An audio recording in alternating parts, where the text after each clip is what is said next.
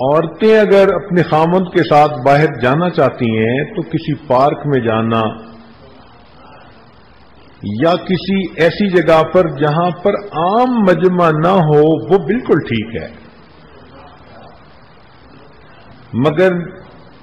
گھر کی بجائے چلو پیزا ہٹ پہ جا کے کھانا کھا کے آتے ہیں، اچھا ہنی آج جا کے ہم KFC پہ کھانا کھاتے ہیں، یہ جو مصیبت ہے نا اور زندگی کی ترتیب ہے، یہ بہت ہی زیادہ انسان کے لیے نقصان دہ ہے۔ یا تو شیطان بیوی کو کسی گناہ میں پھنسانے میں کامیاب ہو جاتا ہے یا خاوند کو کسی گناہ میں پھنسانے میں کامیاب ہو جاتا ہے۔ تو اس لیے پبلک پلیسز کے اوپر گھومنے پھرنے کی عادت ڈالنا یہ عام طور پر جھگڑوں کا سبب بنتا ہے۔ یاد رکھیں، اچھی زندگی گزارنے کے لیے اگر خاوند کو گھر میں ہی گرم چولہا مل جائے اور گرم دل مل جائے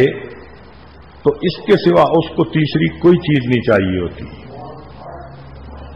آپ گھر میں ہی اس کو اچھے کھانے بنا کر دے دیں اور گھر میں ہی اس کو اپنے دل کی گرمی کا احساس دلا دیں کہ آپ کتنی محبت کرتی ہیں، تو پھر خاوند کو باہر گھومنے کی کیا ضرورت ہے؟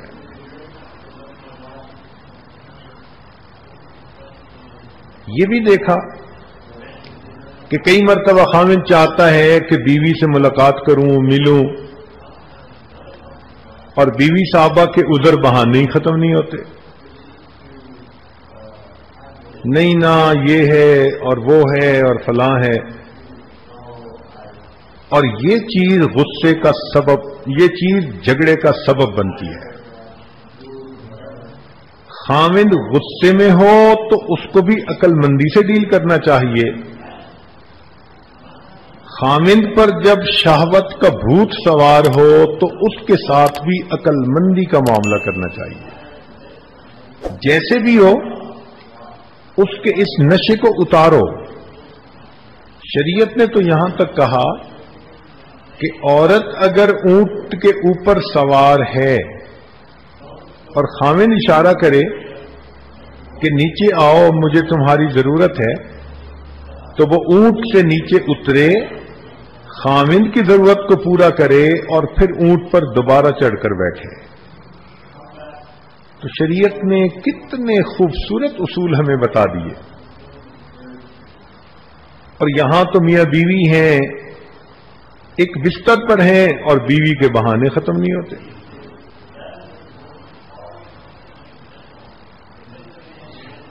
ایک اور چیز جو جھگڑے کا سبب بنتی ہے وہ یہ کہ خاوند کبھی کبھی کام کی وجہ سے، دفتر کی وجہ سے،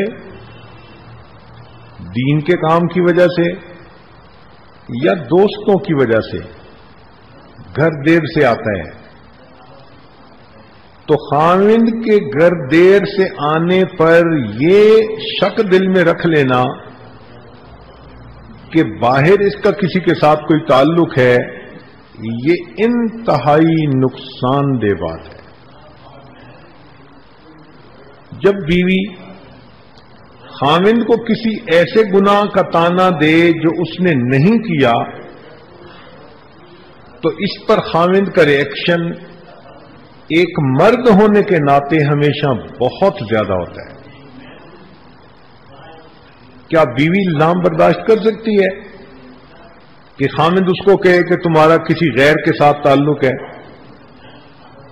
اگر بیوی اس بات کو سن کر فوراً بھڑک جاتی ہے کہ تم نے یہ بات کر کیسے دی، تو خاوند کا بھی تو یہی معاملہ ہے نا۔ اگر وہ دیر سے آیا تو دیر سے آنے کی تو 100 وجوہات ہوتی ہیں۔ چلو وہ دوستوں کے ساتھ بیٹھ کے گپے مارتا رہا، کھاتا پیتا رہا، یا دفتر میں دیر لگ گئی، یا کسی دین کے کام میں مسجد ہی میں چلو بیٹھا رہا، تو دیر سے آنے کی تو بہت وجوہات ہوتی ہیں۔ ہمیشہ اس سے ایک نتیجہ نکالنا کہ کہ جی خامند دیر سے گھر آتا ہے، مجھے تو لگتا ہے کہ دال میں کالا کالا ہے، یہ بدگمانی میاں اور بیوی کے درمیان نفرتیں پیدا ہونے کا سبب بن جاتی ہے۔ لہذا بغیر کسی ٹھوس شواہد کے خامند کے اوپر بدگمانی مت کریں، بس زیادہ محبت دیں تاکہ اس کو باہر کی بجائے اپنے گھر کے اندر محبت ملے۔ اگر گھر میں آپ جھگڑا کرنے کی عادی بن گئیں، ضد کرنے کی عادی بن گئیں، اور صبح آپ نے خامند کا نہ ناشتہ تیار کیا نہ کپڑے دیے، اور خود ہی اس نے اٹھ کر اپنے کپڑے لیے اور پہنے اور اس طرح گھر سے بھوکا چلا گیا، تو ایسا پریشان حال خامند جب دفتر میں جائے گا اور وہاں دفتر میں کام کرنے والی کوئی بے پردہ لڑکی اس کو دیکھ کر یہ لفظ کہہ دے گی نا، سر آج آپ بڑے پریشان نظر آتے ہیں، تو بس یہ ایک فکرہ خامند کے دل کو اس کی طرف متوجہ کر کے رکھ دے گا، بس پھر دفتر میں اس کا افیئر شروع ہو جائے گا۔ آپ اس کو گھر سے پریشان مت بھیجیں۔ اللہ تعالیٰ نے قرآن مجید میں فرمایا لِتَسْكُنُوا إِلَيْهَا، تاکہ خامند تم سے سکون پائے۔